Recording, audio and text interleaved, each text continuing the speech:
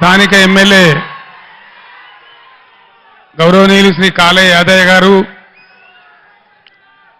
పెద్దలు గౌరవనీయులు మాజీ మంత్రివర్యులు శ్రీమతి సబితా ఇంద్రారెడ్డి గారు, మరో ఎమ్మెల్యే గౌరవనీయులు శ్రీ అరకపూడి గాంధీ గారు, రాజేంద్రనగర్ ఎమ్మెల్యే శ్రీ ప్రకాష్ గౌడ్ గారు, మన ఎమ్మెల్సీలు గౌరవనీయులు సురభి వాణిదేవి గారు, శంబీపూర్ రాజు గారు, శ్రీ యజ్ఞ మల్లేశం గారు, గౌరవనీయులు పెద్దలు తెలంగాణ శాసన మండలి మాజీ చైర్మన్ శ్రీ స్వామి గౌడ్ గారు, మాజీ మంత్రివర్యులు సీనియర్ నాయకులు పెద్దలు శ్రీ పొన్నాల లక్ష్మయ్య గారు, మాజీ శాసనసభ్యులు శ్రీ మెతుకు ఆనంద్ గారు, మహేశ్వర్ రెడ్డి గారు, పైలట్ రోహిత్ రెడ్డి గారు, యువ నాయకులు గౌరవనీయులు శ్రీ కార్తీక్ రెడ్డి గారు,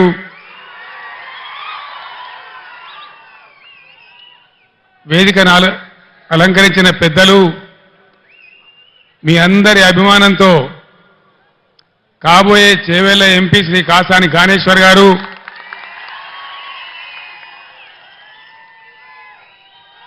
వేదిక ముందున్నటువంటి అశేషమైనటువంటి ప్రజలందరికీ నా అభివాదాలు. ప్లీజ్ దయచేసి ప్లీజ్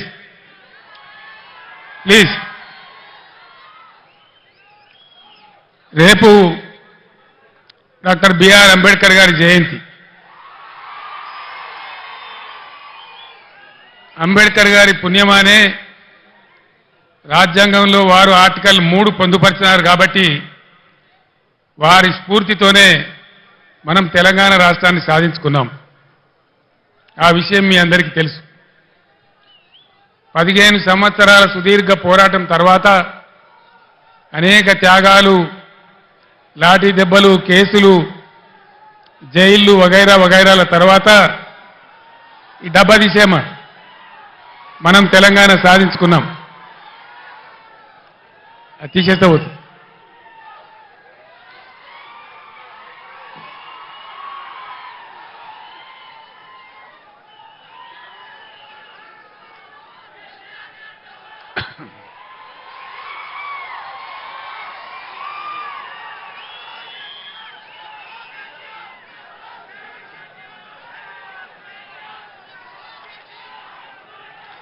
ఈ సందర్భంగా మనందరి పక్షాన, యావన్ తెలంగాణ సమాజం పక్షాన నేను తెలంగాణ రాష్ట్ర ప్రజల పక్షాన అంబేద్కర్ గారికి హృదయపూర్వకమైన నా నివాళి అర్పిస్తా ఉన్నాను. అది మామూలుగా ఉండకూడదని, ఈ భారతదేశంలోనే ఎక్కడ లేనంత సమున్నతమైన గౌరవాన్ని అంబేద్కర్ గారికి ఇవ్వాలని మనం 2 పనులు చేసినాం. 125 ఫీట్ల అంబేద్కర్ గారి విగ్రహాన్ని హైదరాబాద్లో నెలకొల్పి దేశానికే సమున్నతమైనటువంటి గౌరవం వచ్చే విధంగా ఒక మంచి పని మనం చేసుకున్నాం. అంతేకాదు, ఇప్పటి వరకు స్వతంత్రం వచ్చిన ఈ 75 ఏళ్లలో ఏ రాష్ట్రంలో ఎవరు కూడా చేయనటువంటి పని మన రాష్ట్ర సెక్రటేరియట్కే డాక్టర్ బిఆర్ అంబేద్కర్ సెక్రటేరియట్ అని కూడా మనం పేరు పెట్టుకున్నాం. ఇది మనం ఆ మహనీయునికి అర్పించినటువంటి నివాళి. ఇక్కడ నేను మీ అందరికీ ఒక మాట మనవి చేయదలుచుకున్నా. ఇక్కడి నుంచి, ఈ చేవేళ్ల సభ నుంచి యావత్తు తెలంగాణ రాష్ట్ర ప్రజలకు కూడా ఒక సందేశాన్ని ఇవ్వదలుచుకున్నా. రాజకీయాలు వస్తుంటాయి, పోతుంటాయి, ఎన్నికలు కూడా వస్తూ ఉంటాయి, పోతూ ఉంటాయి. కానీ ప్రజానీకానికి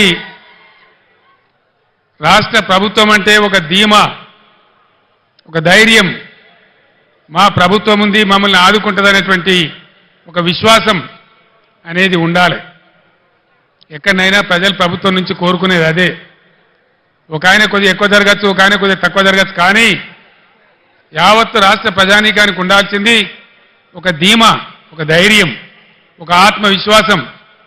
మమ్మల్ని అన్ని విధాలా ఆదుకునే మా ప్రభుత్వం ఉంది అనేటువంటి ఒక గౌరవమైనటువంటి భావం ప్రభుత్వం ఎడల ఉండాలి.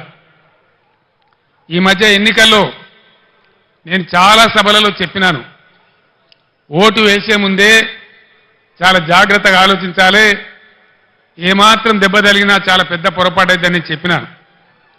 సరే, ప్రజలలో కొంతమందికి కొన్ని రకాల ఆలోచనలు, కాంగ్రెస్ పార్టీ ఇచ్చినటువంటి అంతులేని హామీలు, ప్రలోభాలు, దానికి గురైన కొందరు కింది మీద చేస్తే ఈ రాష్ట్రంలో కాంగ్రెస్ ప్రభుత్వం వచ్చింది.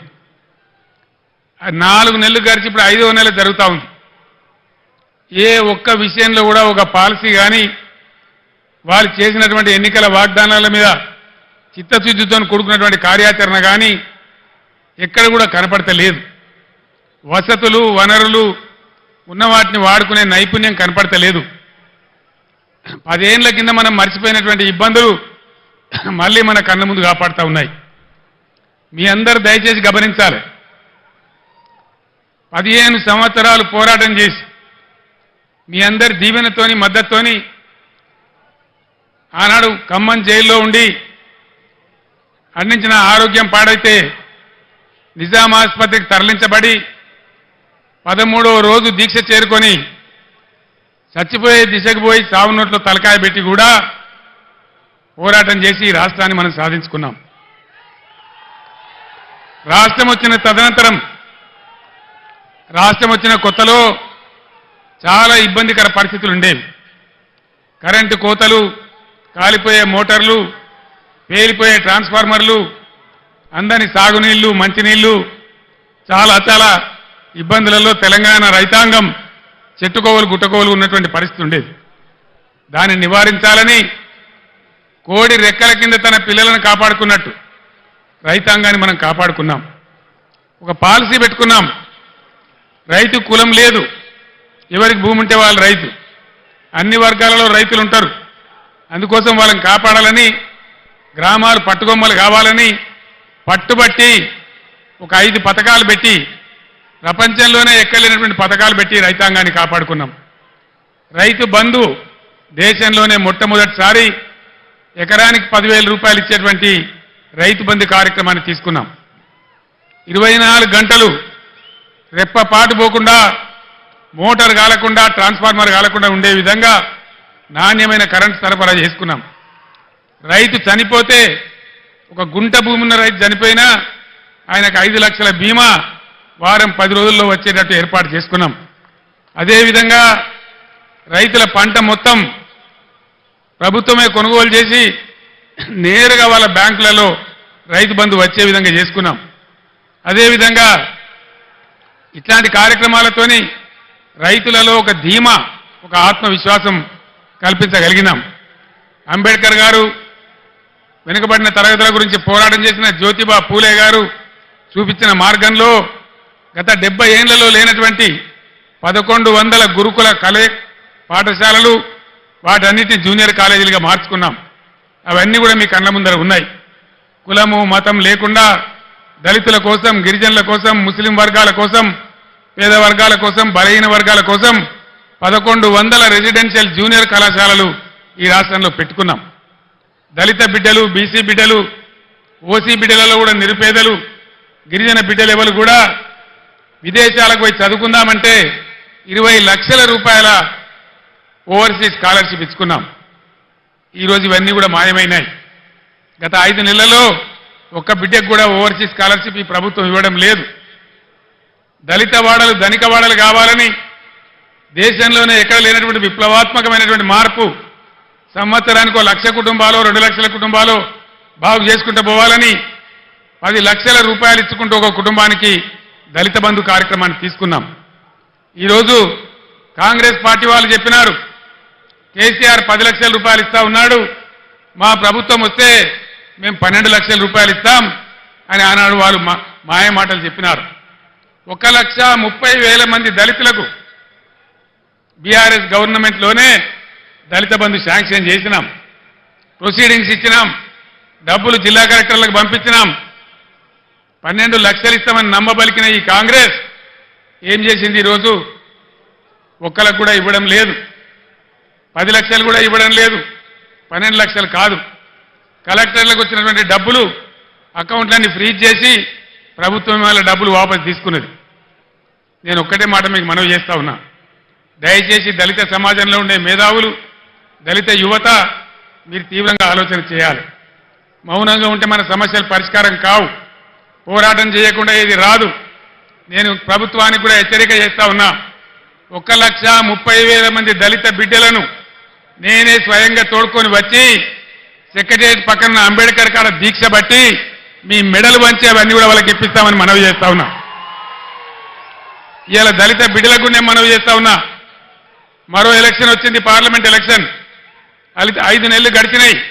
కాంగ్రెస్ పార్టీ హామీ ఇచ్చి మీ గ్రామాలకు, మీ మండలాలకు, మీ పట్టణాలకు వచ్చే కాంగ్రెస్ నాయకులను మీరు నిలదీయండి, అడగండి.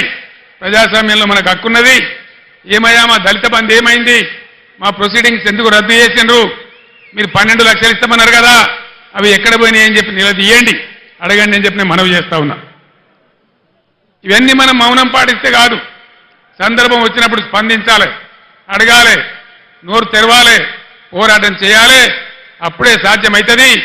దానికోసం రేపు మీ ఎంపీ కాబోయే జ్ఞానేశ్వర్ గారు మొత్తం బీఆర్ఎస్ పార్టీ మీకు అండగా ఉంటుందని కూడా నేను మీ అందరికి హామీ ఇస్తా ఉన్నా.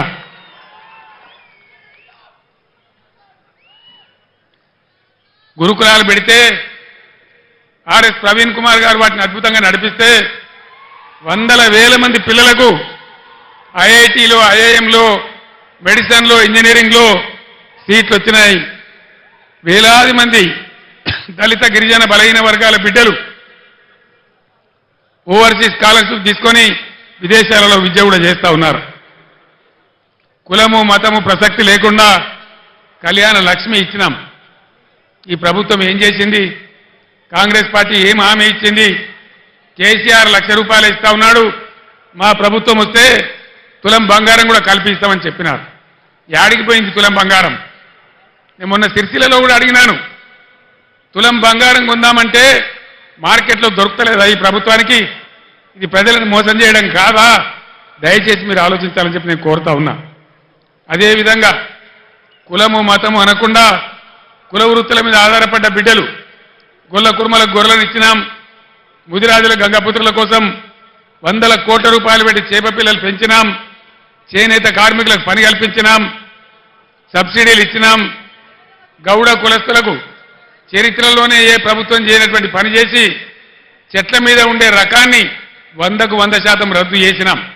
ఈ విధంగా బలహీన వర్గాలకు బ్రహ్మాండమైన సహాయం చేసినాం. బీసీ బంధు పెట్టి బలహీన వర్గాల వాళ్ళను ఆదుకున్నాం. వీటన్నిటికీ ఇప్పుడున్న కాంగ్రెస్ ప్రభుత్వం కొనసాగిస్తుందా? చిటగోపం పెట్టిందా? వాళ్ళ పాలసీ ఏంది? దయచేసి మీరు ఎన్నికల్లో కాంగ్రెస్ నాయకులను నిలదీయాలని చెప్పి నేను కూడా ఈరోజు కాంగ్రెస్ పార్టీని ప్రశ్నిస్తా ఉన్నా. ఈరోజు మీరందరూ కూడా గమనించాలి. ఒక్క మాట నాకు అర్థమైతలేదు. 11 సంవత్సరాల క్రితం చాలా దారుణమైన పరిస్థితి ఉండేది. 1.5 సంవత్సరంలో కరెంటును బ్రహ్మాండంగా తయారు చేసి రైతాంగానికి, ఇళ్లకు, పరిశ్రమలకు, ఐటీ రంగానికి అందరికి కూడా 24 గంటల సరఫరా 9 సంవత్సరాల పాటు ఇచ్చినాం. కేసీఆర్ పక్కకు పోగానే కరెంట్ ఎందుకు మాయమైంది? దీనికి కారణమేంది? ఇది ప్రభుత్వ అసమర్థత కాదా? వీళ్ళే మనకిప్పుడు జవాబు చెప్పాలని చెప్పి నేను కోరుతా ఉన్నా. చాలా సింపుల్ కదా, వీళ్ళు కొత్తగా ఏం చేసే అవసరం లేదు. గత ప్రభుత్వం ఎట్లా నడిపిందో అట్లా నడిపిస్తే సరిపోయే పరిస్థితి. దాన్ని కూడా ఇవ్వలేని అసమర్థ ప్రభుత్వం ఈరోజు ఉంది. అది కూడా మీరు ఆలోచన చేయాలని చెప్పి నేను కోరుతా ఉన్నా. మిషన్ భగీరథ అద్భుతమైన పథకం. ఐక్యరాజ్య సమితి కూడా మన్ననలు అందించినటువంటి ప్రభుత్వం. 11-12 రాష్ట్రాల వాళ్ళు మేము కూడా చేసుకుంటామని ఇక్కడికి వచ్చి చూసి అభినందించిపోయిన పథకం. ఇలా మంచినీళ్ళకి ఎందుకు కొరత వస్తూ ఉంది? ట్యాంకర్లు ఎందుకు వస్తూ ఉన్నాయి? మళ్ళా బోర్లు వేసే పరిస్థితి ఎందుకు వస్తూ ఉంది? ఇది ఎవరి తెలివి తక్కువతనం? దయచేసి ఆలోచన చేయాలి. కొత్తవి రాకపోయినా ఉన్నాయి ఊడగొడతా ఉన్నారు. అవన్నీ కూడా మీరు చూస్తూ ఉన్నారు. దయచేసి ఆలోచన చేయాలి. కరెంటుకి ఏం రోగం వచ్చింది? మంచినీళ్ళు ఎందుకు ఇవ్వలేకపోతున్నారు? ఇది ఏం లోపము? దీనికి మరి ఎట్లా సరి కావాలా? ఈ పార్లమెంట్ ఎన్నికల్లో మీరు ఒక నిర్ణయం తీసుకోవాలి. తెలంగాణ ప్రజల చేతులలో, మంచి పద్ధతికి మంచి అభివృద్ధికి పోయినటువంటి తెలంగాణ రైతుల చేతులలో ఉన్నటువంటి ప్రభుత్వం పక్కకు జరిగినంత మాత్రాన ఇన్ని బాధలు ప్రజలకు ఎందుకు రావాలి? ఇలా ప్రజలకు ఏం కావాలి? ప్రజల చేతిలో ఒక అంకుశం కావాలి, ఒక హంటర్ కావాలి. కాంగ్రెస్ పార్టీ మెడలు వంచి, ఈ ప్రభుత్వం మెడలు వంచి ఇవన్నీ మీకు చేయించేటువంటి ఒక అంకుశం కావాలి. ఆ అంకుశంలో ఒక పదునైనటువంటి మునదేలినటువంటి అంకుశం మన చేవెళ్ల అభ్యర్థి కాసాని జ్ఞానేశ్వర్ గారు. అనుభవం ఉన్న వ్యక్తి, బలహీన వర్గాల వ్యక్తి. ఖచ్చితంగా ఈ ప్రభుత్వాన్ని మెడలు వంచి మీ పనులు చేయించానంటే ఈరోజు తెలంగాణలో అన్ని ఎంపీ స్థానాలలో బీఆర్ఎస్ఏ గెలవాల్సిన అవసరం ఉంది. లేకపోతే ఏమవుతుంది? ఒకటే మాట మీరు ఆలోచన చేయండి. 5 నెలల కింద అడ్డగోలు మాటలు మేము చెప్పినాం, అన్ని పంగనామాలు పెట్టినాం, ఏ పాలసీ సరిగా లేదు, ఉన్నవి కూడా ఊడగొడతా ఉన్నాం, కరెంటు చక్కగా ఇస్తలేం, రైతు బంధు కూడా చక్కగా ఇయ్యలే, పంటలు కొంటలేము, 500 బోనస్ ఇస్తలేము, అయినా కూడా మాకే ఓటేసినరు, ఇంకా మేము ఏం చేయకున్నా మమ్మల్ని ఎవరు ఏమనరు అనే అభిప్రాయం వస్తుంది. తస్మాత్ జాగ్రత్త. నేను యావత్తు తెలంగాణకు చెప్తా ఉన్నా, ఇక్కడి నుంచి ఈ ప్రభుత్వం చేసిన మీకు ఇచ్చిన వాగ్దానాలు నెరవేరాలంటే చాలా చిన్న లాజిక్. మీరు ఓటేసే ముందు ఆలోచన చేయండి, ఆత్మవిమర్శ చేసుకోండి. బలమైన ప్రతిపక్షం ఉంటేనే, మీరు ఒక కొరడా జులిపిస్తేనే, మీరు ఒక సురుకు పెడితేనే మీ పనులన్నీ అవుతాయి.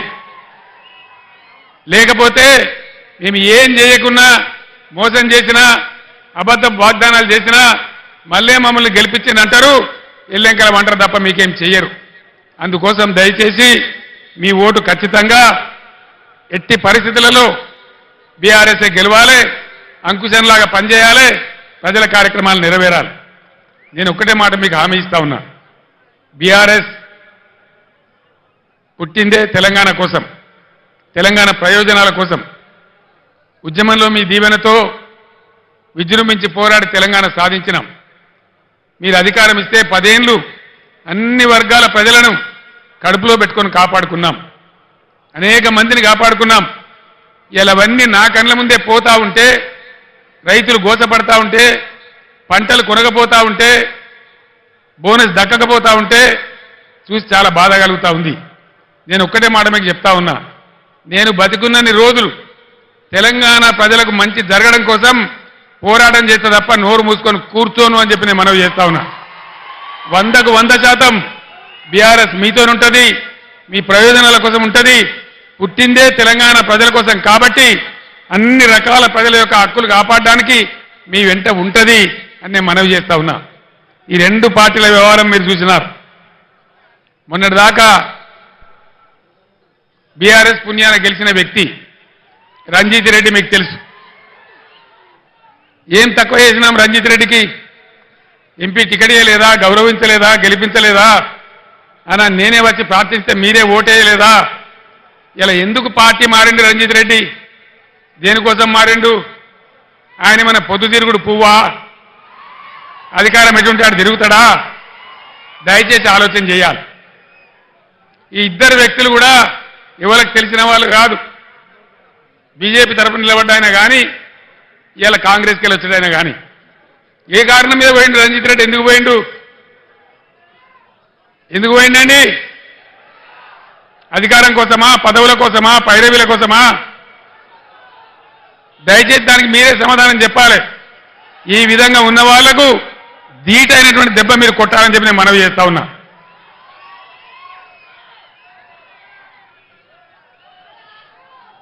కాంగ్రెస్ పార్టీ చెప్పింది అన్ని పంటలు కొంటాం, ప్రతి పంటకు బోనస్ ఇస్తాం, జొన్నలు కొంటాం, కందులు కొంటాం, వడ్లు కొంటాం, మక్కలు కొంటాం అని చెప్పినారు.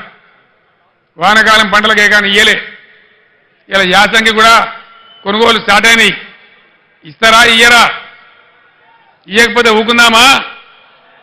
యుద్ధం చేద్దామా? యుద్ధం 2 రకాలుగా చేయాలి. పంట కొనుగోలు కేంద్రాలు అక్కడ చేయాలి. అక్కడికక్కడ స్పందన రాకపోతే, 500 రూపాయలు కట్టియకపోతే, ఓట్ల డబ్బాలు గుద్దుడు గుద్దితే డిపాజిట్ రాకుండా ఓడగొట్టాలి. బిడ్డ నువ్వు ఇస్తాన్ని మోసం చేస్తే ఊకోము, నీకు తగిన గుణపాఠం చెప్తాం మేమన్నటువంటి బుద్ధి చెప్పాల్సినటువంటి అవసరం ఉంది. ఎన్ని వాగ్దానాలు చేసినారండి? 420 వాగ్దానాలు చేసినారు. ఆడపిల్లలకు స్కూటీలు కొనిస్తామన్నారు. స్కూటీలు ఎక్కడ పోయా? స్కూటీలు దాని ప్రతిపాదన ఉందా? స్కూటీలు లేవు. కానీ రాష్ట్రంలో లూటీలు మాత్రం జోరుగా చేస్తా ఉన్నారు. భయంకరమైన లూటీ మొదలుపెట్టినారు. హైదరాబాద్తో సహా కేసీఆర్ గవర్నమెంట్ ఉన్నప్పుడు రంగారెడ్డి జిల్లాలో, మేడ్చల్ జిల్లాలో, మల్కాజిగిరి జిల్లాలో, యావత్ తెలంగాణ వ్యాప్తంగా భూముల ధరలు ఎట్లా ఉండే, ఇలా భూముల ధరలు ఎక్కడికి పోయినాయి? రియల్ ఎస్టేట్ ఎందుకు ఆగిపోయింది? దీన్ని ఎన్నుకున్న బ్రోకర్ లెవెలు, జోకర్ లెవెలు ఎందుకు బిల్డింగ్ల పర్మిషన్లు ఇస్తలేరు? లక్షల మంది పిల్లలు బతికినటువంటి రియల్ ఎస్టేట్ ఇలా ఎందుకు నాశనం అయింది? ఇట్టే చూసుకుంటూ కూర్చుందామా? లేదు, మేము ఉన్నామని చెప్పి నిరూపించుకోవడానికి ఎన్నికల్లో బీఆర్ఎస్ను గెలిపించి ఈ ప్రభుత్వానికి బుద్ధి చెప్దామా? దయచేసి ప్రజలు ఆలోచించాలని చెప్పి మేము మనవి చేస్తా ఉన్నాం. ఈ బీజేపీ పార్టీ 10 ఏళ్ల నుంచి అధికారంలో ఉంది. దయచేసి మా ఆడబిడ్డలకు, మా యువకులకు, చేవెళ్ల నియోజకవర్గంలో ఉన్న మేధావులకు నేను దండం పెట్టి చెప్తా ఉన్నా. భావోద్వేగాలు పెంచడం తప్ప, ఒక మత పిచ్చి లేపడం తప్ప ఏమన్నా ఒక మంచి పని జరిగిందా బీజేపీ హయాంలో? ఏ వర్గానికన్నా, ఏ పేదలకన్నా పెట్రోల్ ధర అయింది, డీజిల్ ధర అయింది. ఇలా ఏం జరుగుతూ ఉంది దేశంలో? మా పార్టీలో జైన్ పోతావా లేకపోతే జైలుకు పోతావా? అయితే మోడీ తప్పితే ఈడీ. ఇదేనా బీజేపీ? ఇదేనా రాజకీయం? ఇదేనా దేశాన్ని ముందుకు తీసుకుపోయే పద్ధతి? ఇదేనా ప్రజాస్వామ్యాన్ని ఎక్కడికక్కడ పాతరేసే పద్ధతి? దయచేసి ఆలోచన చెయ్యాలి. గుడ్డిగా అలవోకగా ఓటేయద్దు. గుడ్డిగా ఓటేస్తే చాలా ఇబ్బందులు అవుతాయి. బీజేపీ చరిత్ర మీరు చూడలేదా? ఒక్క మాట దయచేసి బాగా ఆలోచన చేయాలి. నేను మీ అందరినీ చేతులెత్తి దండం పెడతా ఉన్నా. ఈ బీజేపీ ప్రభుత్వం గత 10 ఏళ్లలో దేశంలో 157 మెడికల్ కాలేజీలు మంజూరు చేసింది. నేను 100 ఉత్తరాలు రాసిన ఒక్క కాలేజీ కూడా మనకి ఇయ్యలే. ఒక్క కాలేజీ ఇయ్యనటువంటి బీజేపీకి ఒక్క ఓటు కూడా మనం ఎందుకు వేయాలి? కేంద్రంలో ఉన్న చట్టం ప్రకారం దేశంలో ఎన్ని జిల్లాలుంటే ప్రతి జిల్లాకు ఒక నవోదయ పాఠశాల పెట్టాలి. మన దగ్గర మనం 10 నుంచి 33 జిల్లాలు చేసుకున్నాం. అంటే 23 కొత్త నవోదయ పాఠశాలలు రావాలి. అవి వస్తే బీసీ పిల్లలకు, ఎస్సీ పిల్లలకు, దళితులకు అందరికీ కూడా దానిలో అవకాశాలు దొరుకుతాయి. 150 ఉత్తరాలు రాసిన నేను, 50 సార్లు స్వయంగా అడిగిన మోడీని. కానీ ఒక్క నవోదయ పాఠశాల కూడా ఇయ్యలే. చట్టాన్ని ఉల్లంఘించి ఒక్క మెడికల్ కాలేజీ ఇవ్వని, ఒక్క నవోదయ పాఠశాల ఇవ్వని ఈ బీజేపీకి మనం ఎందుకు ఓటేయాలి? దేనికోసం ఓటేయాలి? మీ అందరు టీవీలలో చూసినారు. నేను అసెంబ్లీలో చెప్పిన ముఖ్యమంత్రికి ఉన్నప్పుడు ఇదే మోడీ నా మెడ మీద కత్తిపెట్టి నీ రాష్ట్రానికి వచ్చే నిధులు బంద్ చేస్తా, సంవత్సరానికి 5,000 కోట్లు గుంజుకుంటా, నువ్వు రైతుల మోటార్లకు మీటర్లు పెట్టాలన్నాడు. నేను చెప్పిన నా ప్రాణం పోయినా సరే, నువ్వు ఏం చేసినా సరే నేను పెట్టా అని చెప్పిన. నేను మీటర్లు పెట్టలే. మీరు వినాలి మంచిగా. ఆనాడు సంవత్సరానికి 5,000 కోట్లు కోసిండు మోడీ. 30,000 కోట్ల నష్టం వచ్చింది రాష్ట్రానికి. కానీ నా రైతాంగాన్ని కాపాడుకోవాలని, వాళ్ళ బాధలు నాకు తెలుసు కాబట్టి, కరెంటు వాళ్ళకి అవసరం కాబట్టి, వాళ్ళ మీద భారం పడద్దని నేను ఆనాడు మీటర్లు పెట్టలే. ఇలా ఇక్కడ బీజేపీ ఎంపీకి ఓటేస్తే ఏమవుతుంది? మేము మీటర్లు పెట్టమని చెప్పంగా కూడా మాకే ఓటేసిర్రు, మాకే గుద్దినరు, పెట్టుర్రాయిగా మీటర్లు అంటారు. మీటర్లు రావన్నా? వినబడతలేదు. మీటర్లు రావన్నా? మీటర్లు రావద్దు అంటే బీజేపీని గుద్దుడు గుద్దాలి. ఓటు కాదు, నేలకేసి గుద్దాలి. అప్పుడే మనకు సరైనటువంటి తెలివితేటలు ఉన్నట్టు, అప్పుడే మనకు రాజకీయ పరిజ్ఞానం ఉన్నట్టు. కాబట్టి నేను చేవెళ్ల మేధావులకు, విద్యావంతులకు నేను అప్పీల్ చేస్తా ఉన్నా. దయచేసి ఆలోచన చేయండి. తెలంగాణలో వ్యవసాయం రైతులు బాగా చేస్తే వికారాబాద్, రంగారెడ్డి జిల్లాలో కూడా వడ్లు బాగా పండినాయి. కాంటాలు పెట్టి కొన్నాం ఎక్కడికక్కడ. మీ బ్యాంకులలో డబ్బు వేసినాం, మధ్య దళారు లేకుండా మీకు మద్దతు ధర ఇప్పించినాం. ధాన్యం ఎక్కువ వండింది కొనమంటే మొత్తం ఉన్న బీఆర్ఎస్ ఎమ్మెల్యేలందరూ ఢిల్లీలో పోయి ధర్నా చేసినాం. మీరందరూ టీవీలలో చూసినారు. మేము పోతే ఆ కేంద్ర మంత్రి బీజేపీ మంత్రి ఏమంటాడు, యాసంగి వాటి నూకలైతే పారాబాయిల్డ్ రైస్ ఆర్డర్ ఇవ్వమంటే మీ ప్రజలకు నూకలు తినడం అలవాటు చేయండి, మీరు నూకలు తినడు అంటాడు. తెలంగాణ ప్రజలు నూకలు తినన్నట. మనం నూకలు తినమని చెప్పిన బీజేపీకి నూకలు బుక్కిపిద్దామా ఓట్లేద్దామా దయచేసి నిర్ణయించాల్సింది మీరు మేధావులు. మన 7 మండలాలు తీసుకొని ఆంధ్రాకు అప్పగించింది బీజేపీ.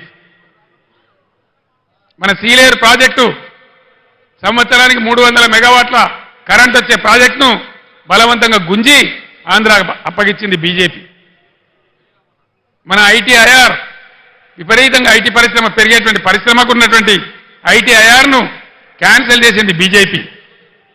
కాజీపేటలో రైల్వే కోచ్ ఫ్యాక్టరీ పెట్టలే బీజేపీ. బయ్యారంలో ఉక్కు ఫ్యాక్టరీ పెట్టమంటే పెట్టలే బీజేపీ. ఒక మెడికల్ కాలేజీ ఇయ్యలే, ఒక నవోదయ కాలేజీ ఇయ్యలే. ఏ వర్గానికి ఒక న్యాయం జరగలే బీజేపీ ప్రభుత్వంలో. దయచేసి ఆలోచన చేయండి.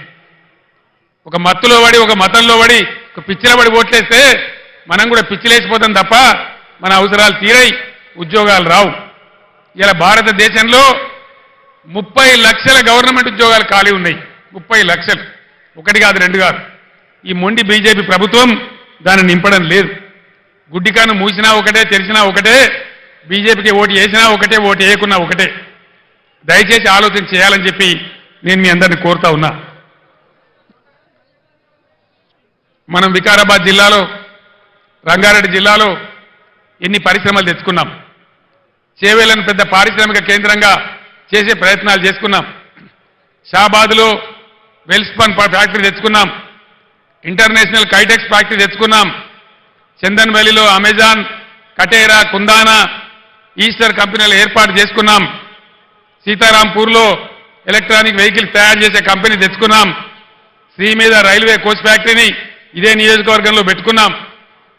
ఫైనల్గా వికారాబాద్, చేవెళ్ల, తాండూరు, పరిగి నియోజకవర్గాల కోసం నీళ్లు తేవడానికి పాలమూరు ఎత్తిపోతల పథకం పెట్టుకున్నాం. ఉద్దండాపూర్ రిజర్వాయర్ మన కోసమే నిర్మించుకున్నాం, మన చేవెళ్ల కోసం, రంగారెడ్డి కోసం. అది రాబోతా ఉన్నది. ఈ ప్రభుత్వం పాలసీ ఏంది దాని మీద కూడా వీళ్ళు కుయ్యలేదు, కుట్టుకులేదు. కాబట్టి దయచేసి నేను మీ అందరినీ కోరేది, గత అనేక సంవత్సరాలుగా 35-40 సంవత్సరాలుగా బలహీన వర్గాల కోసం తన జీవితాన్ని దారబోసి, తన ఆస్తిని దారబోసి, ఆర్గనైజ్ చేసి బలహీన వర్గాలకు బిడ్డగా ఉన్నటువంటి మన జ్ఞానేశ్వర్ గారు మీ అందరికీ సుపరిచితులు. ఈ జిల్లాలో జిల్లా పరిషత్ చైర్మన్గా చేసినారు. మీ అందరికీ సేవలు కూడా అందించినారు. మీ అందరినీ కూడా నేను ప్రార్థించేది, ఇంతకుముందే కొందరు పెద్దలు చెప్పినారు, జ్ఞానేశ్వర్ గారు కూడా చెప్పినారు. నిన్న ఒక పెద్ద మనిషి మాట్లాడినాడు, మీకు బీసీలకు దమ్ముంటే, బీసీలకు పౌరుషం ఉంటే కాసాని జ్ఞానేశ్వర్ని గెలిచించి చూపియండి అన్నాడు. ఇక్కడున్న బలహీన వర్గాల మేధావులకు, విద్యార్థులకు, ఉద్యోగులకు నేను మనవి చేస్తా ఉన్నా, ఇవాళ అవకాశం ఉంది. రాని కాడ అవకాశం రాలేదు, లేని కాడ లేదు. ఉన్న కాడ ఒక బీసీ అభ్యర్థి ఉన్నాడు కాబట్టి, సమర్థుడు సీనియర్ నాయకుడు ఉన్నాడు కాబట్టి, ప్రజాసేవ చేసే గుణమున్న వ్యక్తి ఉన్నాడు కాబట్టి ఖచ్చితంగా కాసాని జ్ఞానేశ్వర్ గారి గెలుపు బీసీల అభివృద్ధికి మలుపు అని చెప్పి నేను మనవి చేస్తా ఉన్నా. ఇలా బీసీల శక్తి ఏందో, బీసీల రాజకీయ చైతన్యం ఏందో కాసాని జ్ఞానేశ్వర్ గారిని గెలిపించడంతో మీరు రుజువు చేయాలని చెప్పి నేను కోరుతా ఉన్నా. ఆ విధంగా ఏ రకంగా చూసినా ఈ రాష్ట్ర ప్రభుత్వం మెడలు వంచి మీకు ఇచ్చిన వాగ్దానాలు అమలు చేయించాలన్నా, బలహీన వర్గాలకు, బడుగులకు అందరికీ న్యాయం జరగాలన్నా, తెలంగాణ రాష్ట్రాన్ని మళ్ళా బ్రహ్మాండంగా ముందుకు తీసుకుపోయే పద్ధతులకు దారులు పడాలన్నా ఖచ్చితంగా ఇవాళ బీఆర్ఎస్ పార్టీ గెలవాల్సిందే. నేను ఈ రాష్ట్ర ప్రభుత్వాన్ని హెచ్చరిస్తా ఉన్నా. ధాన్యం వచ్చింది, రాష్ట్రంలో అక్కడక్కడ వర్షాలు పడతా ఉన్నాయి. మీరు తడిచిన ధాన్యం కూడా ఒక గింజ లేకుండా కొనాలి, రైతులకు న్యాయం చేయాలి. బీఆర్ఎస్ పార్టీ ప్రజల యొక్క మీరిచ్చిన వాగ్దానాలు నెరవేర్చేదాకా ఖచ్చితంగా మీ వెంటబడి వేటాడుతుంది తప్ప మిమ్మల్ని వదిలిపెట్టే పరిస్థితి ఉండదని మనవి చేస్తూ, ఇలా ఈ సభకు నేను వస్తా ఉంటే ఒక 300-400 బస్సులు దాటుకుంటూ వచ్చిన కార్తీక్ రెడ్డి గారు నేను కారులో కూర్చుండి వస్తా ఉంటే ఇంకా 400-500 బస్సుల మంది ఇక్కడికి చేరనే లేదు. ఇంత పెద్ద ఎత్తున ఇక్కడికి మీరు తరలి వచ్చినారంటే కాసాని జ్ఞానేశ్వర్ గారి గెలుపు ఖాయమైందని చెప్పి నేను సంతోషాన్ని వ్యక్తం చేస్తూ మీ అందరికీ ధన్యవాదాలు తెలియజేస్తూ కారు గుర్తుకే ఓటేయాల్సిందిగా కోరుతూ నేను సెలవు తీసుకుంటా ఉన్నా. జై తెలంగాణ.